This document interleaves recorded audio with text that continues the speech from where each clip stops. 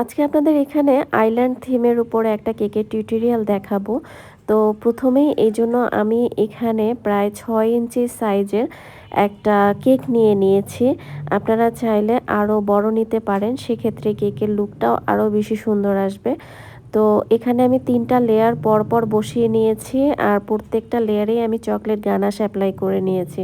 এই কেকটা chocolate ganache দিয়ে মেক করলেই সবচেয়ে ভালো হয়। আর আমি এখানে ময়েস্ট বেজের কেক ইউজ করেছি। এই কেকটার উপরে কিন্তু আমাদের একটা ক্লাসও আছে। তো যাই হোক, এখন আমি 3টা লেয়ার পরপর বসিয়ে একটা সাইডে আরও কিছু কেকের যে সাইড ছিল সেগুলো কেটে কেটে আমি এইভাবে কেকের উপরে একটা হিলের মতো শেপ দিয়ে নিয়েছি। একটা সাইড একটু উঁচু, একটা সাইড একটু নিচু, এরকম টাইপের আর কি, ছবিতে যেভাবে দেখতে পাচ্ছেন। দেন পুরোটা আবার একটা চকলেট গানাশ দিয়ে এভাবে কাভার করে দিতে হবে, ছবিতে যেভাবে দেখতে পাচ্ছেন। দেন এই কেকটা বানাতে গিয়ে সাইডে যত কাটাকুটি মানে কেক ছিল আর কি, সেগুলোকে আমি একটা সাইডে বলে নিয়ে এখানে অনেকগুলো চকলেট গানাশ নিয়ে নিয়েছি। সেটা দিয়ে খুব সুন্দর করে এভাবে কেক পপসের মতো করে বানিয়ে নিতে হবে ম্যাশ করে। এখন এই কেক পপসগুলোকে আমি হিলের মতো শেপ দিয়ে কেকের উপরে এভাবে চেপে চেপে লাগিয়ে নিচ্ছি। তো এই পর্যায়ে আসার আগে চেষ্টা করবেন কেকটাকে আধা ঘন্টা ফ্রিজিং করার জন্য।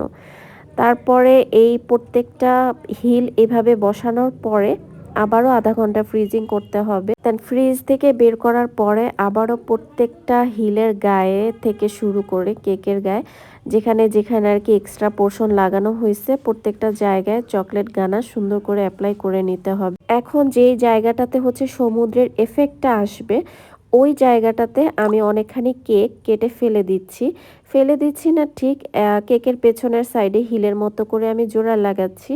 তো এই সাইডটাতে আপনার যতটা স্পেস যদি মানে বেশি থাকবে তত আর কি দেখতে সুন্দর লাগবে। বেসিক্যালি আমি এখানে 6 ইঞ্চি সাইজের একটা কেক বেস নিচ্ছি। আপনারা যদি 8 ইঞ্চি সাইজের কেক বেস নেন তাহলে সাগরের যে এফেক্টটা ওইটা আর কি অনেকখানি জায়গা পাবে, দেখতে অনেক সুন্দর লাগবে।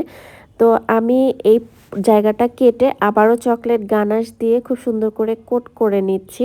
দেন এটা কোট করার পরে আবারও ফ্রিজিং করতে হবে। দেন পরের স্টেপে যাওয়ার জন্য আমি এখানে একটু হোয়াইট চকলেট গলিয়ে নিচ্ছি।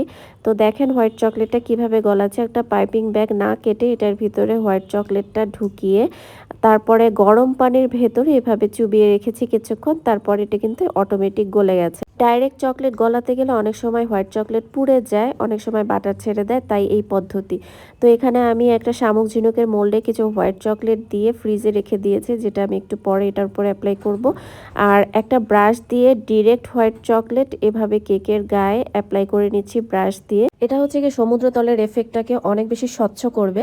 আর এটা হিলের উপরেও আমি কিছুটা অ্যাপ্লাই করব, যখন আমি এটার উপরে স্যান্ড ব্রাশ করব তখন দেখতে আর কি সুন্দর লাগবে। সাগরের জেলি এফেক্টটা বানানোর জন্য এখানে 500 ml পানির সাথে আমি 7 গ্রামের পরিমাণ আগার আগার পাউডার জাল করে নিয়ে রুম টেম্পারেচারে ঠান্ডা করে নিয়েছি। তারপর এখানে একটু সবুজ একটু নীল কালার মিক্স করে সাগরের জল বানিয়েছি।